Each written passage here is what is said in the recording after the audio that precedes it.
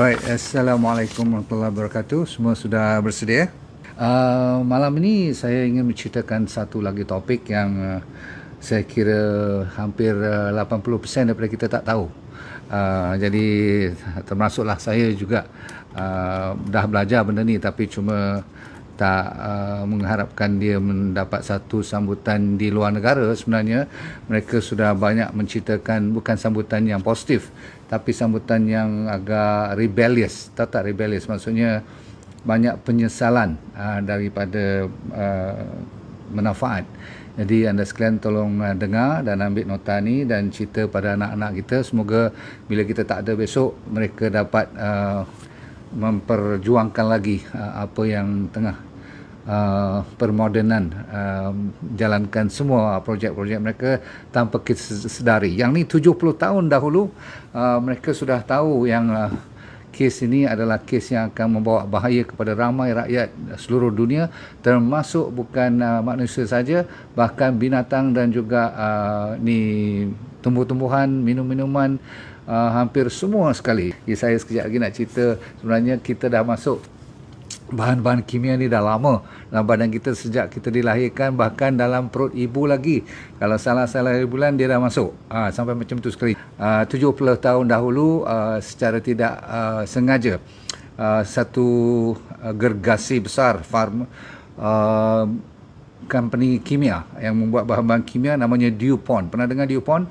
Pernah dengar 3M? Pernah dengar kan? Ini company ni selain daripada yang ada kenal apa dia buat, tapi dia juga terjumpa secara tak sengaja pada 1938, namanya Forever Chemical kita yang panggil, tapi nama asasnya atau nama chemicalnya ialah PFAS. Kalau saya sebut pun, saya sendiri pun nak ingat pun agak berbelit mulut. Ataupun polyfluoroalkyl substance.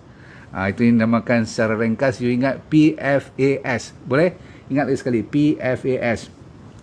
Sebab PFAS ni, nama ringkasnya, adalah akan menjadi satu nama yang kita walaupun belum advanced country yang betul-betul advanced, sebab advanced country semua dah tahu cerita ni.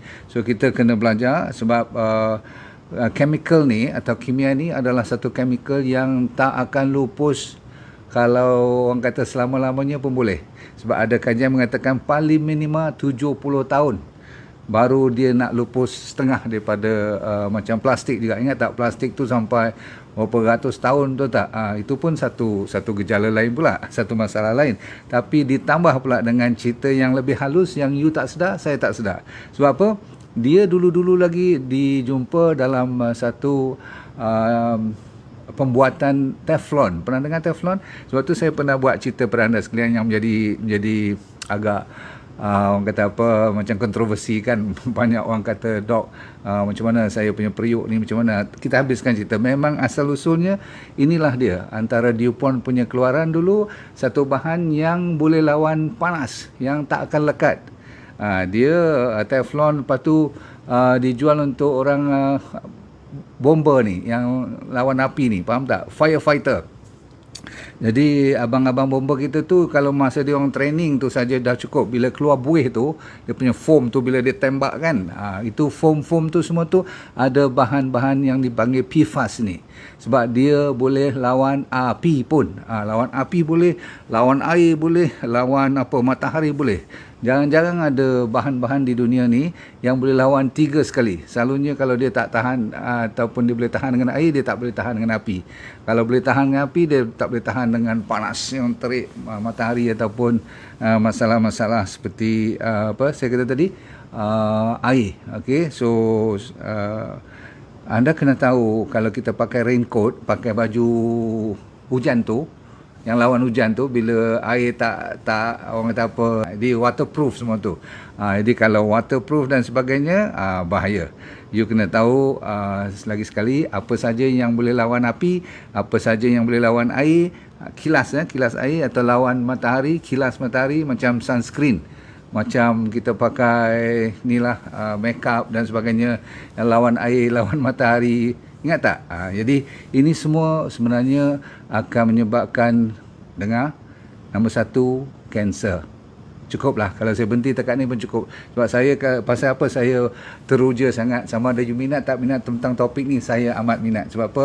Bagi mereka yang pernah kena kanser dan dia tak mau lagi kena kanser, dan anda yang tak mau kena kanser, salah satu daripada bahan yang you kena sekejap lagi ikut saya punya cerita ni ialah cuba kita hindarkan. Kita nak buat 100% di dunia ni tak boleh. Sebab apa?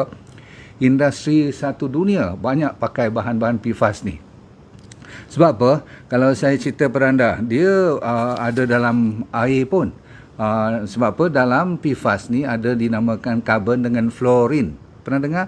Fluoride, klorin semua ni. Fluorine ni bila dia combine dengan karbon, dia orang kata apa, berganding bau je, siapa pun tak boleh kacau. Jadi bahan-bahan kimia lain, compound atau mixture campuran lain, semua boleh relai, boleh luput, walaupun tak sehari dua, mungkin berbulan-bulan boleh luput. Ini sampai 70 tahun pun belum tentu, kata orang, kan?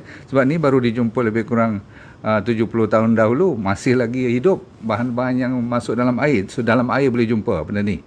Lepas tu dalam makanan-makanan kita ada sebahagian, nanti saya cerita.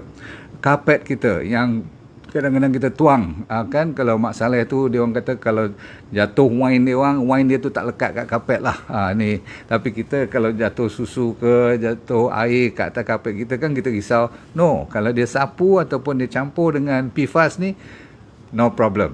Waterproof. Pernah tengok baju seluar kita. Jadi sekarang ni yang saya nampak banyak dijual di pasaran, bukanlah saya selalu bila bercakap ni mungkin ada orang lain yang terkena. Bukan kita nak menjatuhkan perniagaan sesiapa, tapi kalau dia tak baca elok, tak study elok, bila dia jual, katakan baju ni kan, baju ni ada bahan-bahan PFAS dalam tu dan kita pakai, kita pun kena bahan-bahan tu. Okey, macam mana kita nak tahu? Contoh, kalau bakar dia tak hangus. Kalau kita masuk dalam air tak lekat. Confirm lah kan. Pernah tengok kan yang seluar bergetah-getah semua tu. So minta maaf lah bagi mereka yang masih lagi memakai ataupun menjual bahan-bahan macam tu, tolong pastikan stop. Because why? Kita menggalakkan penggunaan PFAS. Kitchen yang non-stick saya dah cerita banyak, tak payah kita sambung lagi. Tapi takut-takut you masih lagi terkena cerita. Sebab dia orang pun pandai, company-company ni, sejak dia orang kena saman 870 million. Berarti bila kena saman, berarti dah memang mengaku salah. Yang kita ni orang dah mengaku salah pun kita masih lagi nak support. Pasal apa? Dia orang pandai, dia tukar chemical tu, dia kata oh yang ni dah kurang sikit, tak ada lagi dah bahan-bahan yang akan menyebabkan PFAS punya problem tu. Okey, saya baru bagi tahu satu, kanser kan tadi. Apa jadi kalau kita kena bahan ni banyak kali atau makan ataupun kita minum, dia boleh menyebabkan hormon kita pun terganggu. Dia boleh menyebabkan respon kepada vaksin pun jadi berkurangan. Ni yang kita duk kena sampai 3-4 kali ni, dia bubur lah beberapa kali pun, kalau you banyak PFAS dalam badan you, racun-racun ni, dia akan kurang efektif. Dan orang-orang yang membesar, ketumbesarannya baby dah terbantut. Ada masalah jantung, ada masalah mengurangkan panjang umur pun. Maksudnya dia mengurangkan hayat kita lah. Baik, satu lagi, telah dibuat kajian di satu tempat yang tercemar sangat ni, United States punya study ni. Dia kata kolesterol pun boleh meningkat. Orang yang kena bahan-bahan ni, terutama sekali daripada minuman, air, inilah penapisan yang tak kemas, masih ada lagi dia punya parts per trillion. Dia tak kata parts per million, parts per trillion. Contoh, kita cuma dibenarkan 1 parts per trillion. Faham tak? Parts per trillion ni saya pun nak tengok kalau satu drop air dalam kolam swimming pool International Olympic tu, dia orang kata kena berpuluh-puluh ribu tan air ataupun berpuluh-puluh swimming pool ni. Satu drop, itu dimaksudkan 1 parts per trillion. Jadi kalau kita kena lebih macam tu, selalu sangat lah kan.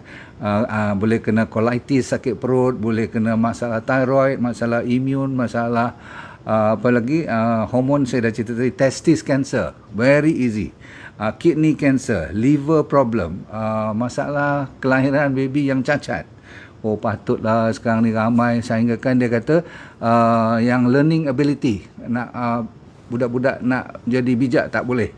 Orang yang budak-budak yang nakal, bukan nakal macam mana, yang hyperaktif, yang behavior tak boleh kontrol, semua ada kaitan dengan PFAS. Masya Allah. Dan orang lelaki perempuan yang susah dapat anak, Jangan cuma salahkan pergi gym saja, ambil whey protein saja. Rupanya dalam makanan kita ada lagi bahan-bahan yang ada PFAS.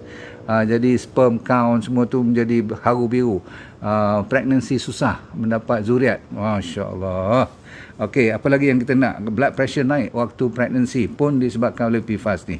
Jadi banyak lagi dia punya gejala-gejala yang selalunya kita risau ialah kita tak nampak dalam shampoo kita, dalam pizza box tu, box dalam pizza tu insya-Allah lah okey, tetapi dia punya box tu okey yang boleh tahan makan sampai tak tembus air dan sebagainya tu, dan panasnya boleh simpan lama semua tu, box tu saja.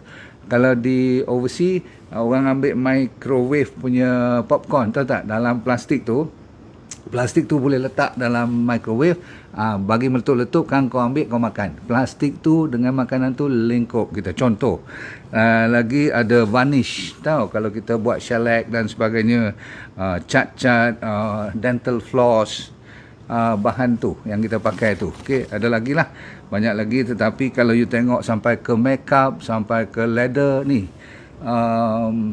furniture, tahu IKEA dah sekarang dah tak bawa masuk lagi dah. Pengeluar-pengeluar yang masih pakai PFAS ni, tahu IKEA kan, furniture punya giant tu. Jadi banyak furniture yang disapu dengan PFAS punya material ni tak dipakai lagi dah. Okey, apa lagi yang saya ingin bagi tahu, iaitulah kajian dah dibuat di India, di Filipina dan di Indonesia. Breast milk, susu ibu, kebanyakan daripada negara-negara ni, yang 3 tempat yang dibuat kajian besar-besaran ni, sampai beribu-ribu dia buat, dia dapati ada PFAS dalam susu ibu pun. Berarti kalau susu ibu ada, baby dapat tak? Confirm dapat. Jadi macam mana kita nak buat ni? Soalannya macam mana kita nak buat ni? Saya fikir juga tadi sebelum saya buat lecture ni, aku nanti orang tanya macam mana aku nak jawab. Rupanya kita tak boleh 100% remove, kecuali kalau negara-negara seperti Germany, Denmark, Norway, Scandinavian countries semua dah by dia janji buat agreement 20-30. Berarti masih ada sekarang ni 20-30 dia akan ban semua. Maksudnya tak diterima langsung bahan apa pun yang pakai PFAS, kecuali kalau medical equipment, tube-tube yang wajib, yang tanpa PFAS ni kita tak boleh buat apa-apa, yang tu dibenarkan. Lain pada tu, negara kita saya tak tahu bila kita nak mula proses untuk tengok bahan-bahan ni. Saya tak tahu siapa yang tengok dalam air kita dan sebagainya.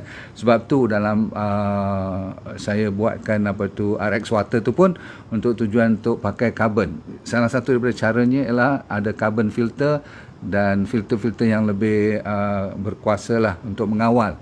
Kalaupun tak 100% mengurangkan PFAS ni, kan kita kena ada minimum carbon, yang tu boleh membantu banyak, kata kajian ni.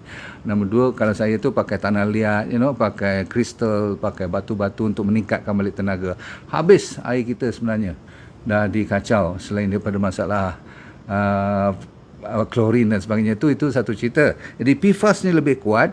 Jadi jawapan pada masa depan ialah untuk kita melihat balik dalam kita punya pembelian tu, yang paling selalu ialah yang dipanggil package food, makanan-makanan yang dah dipack, sebab packing punya material tu ada PFAS. Jadi macam mana kita nak buat? Kalau ada packing aja, berhati-hati. Kalau lagi lama boleh bertahan, packing dengan dia punya aluminium dalam tu dengan plastik dia kat luar tu, dalam tu kemungkinan kalau dia boleh lawan api, dia boleh lawan air, dia boleh lawan ni lah, lembab-lembab semua ni. Kalau you tengok dia masih cantik je plastik tu, sampai tempat buruk macam mana pun dia bertahan, kemungkinan besar dah ada PFAS. Dahsyat PFAS ni very very useful tau. Sebab tu laku berapa bilion dia punya perniagaan dia. Tetapi you kena tengok dalam water label tu ada tak dia pakai packing dengan bahan-bahan yang sekarang dia kena tulis dah. Bahan makeup, pastikan yang tak kilas sana kilas sini tu berhati-hati. Apa saja bahan yang kilas air, you kena hati-hati. Okay? Saya hampir nak beli baru ni tudung kereta. Tahu tudung kereta plastik tu? Bila belajar tentang ni, Allah, takut pula saya nak beli yang kilas-kilas hujan lebat semua ni. So inilah kadang-kadang kalau berilmu ni jadi macam buat tu tak kena, buat ni tak kena pula. Tapi sekurang-kurangnya you belajar sesuatu. Kan Tuhan tu meningkatkan darjat kita, yang kita doakan, ya Allah tingkatkanlah darjat aku, sempurnakanlah hidup aku. Betul tak? Banyak sangat kita ni tak perfect. Sekurang-kurangnya ilmu tu kita tingkat sikit demi sikit. Malam ni PFAS siapa belum belajar, cun, you dah pandai sikit daripada semalam. So masa you nak goreng ataupun nak ni lah, buat omelette ke apa tu, tengok you punya teflon tu ada lagi tak, kod-kod masih pakai sistem teflon tu, ya. Pakai yang stainless steel, pakai jenis-jenis yang steel ataupun aluminium pun tak bagus sangat. Saya kata apa tu, ceramik, ya, pakai yang glass. Ada sekarang masak-masak yang bahan dia punya utensil yang lebih selamat, saya kata gitu. Baik, last kali ialah bagi mereka yang nak pakai carbon filter tu, cuba tengok RX Water boleh bantu tak. Ni saya dah buat lama dah dekat. Saya dah tahu sejak saya kena kanser dulu, saya lebih kepada bahan toksik yang lebih ketara. PFAS ni tak apa, very silent, very rahsia-rahsia, orang tak tahu, terlindung banyak.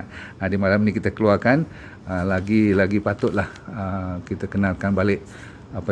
Contohnya seperti RX Water, kalau you pakai RO pun boleh juga, cuma you kena masukkan balik mineral-mineral yang tertentu, sebab dalam RO tu dah habis mineral dia pun tak bagus juga kan, contoh. Okey, yang lain tu sila cek dulu. Bagi saya, asalkan you jauhkan diri daripada bahan-bahan yang lawan air, lawan api, lawan apa satu lagi, lawan kelembapan. Dua-dua ni insya-Allah lah kita, kalaupun tak 100%, sekurang-kurangnya, sebab 98% satu dunia ni telah didapati masa dibuat kajian. Siapa saja yang masuk dalam kajian tu 98% daripada mereka, maksudnya kita pun mewakili lah, atau mereka mewakili kita, ada PFAS 98%. Kadang-kadang macam tak mau belajar pula lagi. Tak baiklah kata macam tu kan. Macam saya kata, kalau orang tak tahu kan lebih senang. Tapi inilah dia, Tuhan tu memberi orang yang berilmu tu tak sama dengan orang yang tak berilmu. Jadi tak salah kita belajar, meningkatkan. Saya masih belajar, anda pun mestinya suka belajar lagi, ya, insya-Allah. Demi untuk kita diberi kuasa oleh Tuhan untuk memakai otak, untuk kita berusaha sambil kita berdoa. Maka jadikanlah hidup anda tu, dunia ini bahagia, akhirat kita ke syurga, sebab kita pandai let go and feel good all the time. Assalamualaikum warahmatullahi wabarakatuh. Jaga baik-baik, anak cucu pun boleh kena, ya. Okey, baik, jumpa lagi. Bye.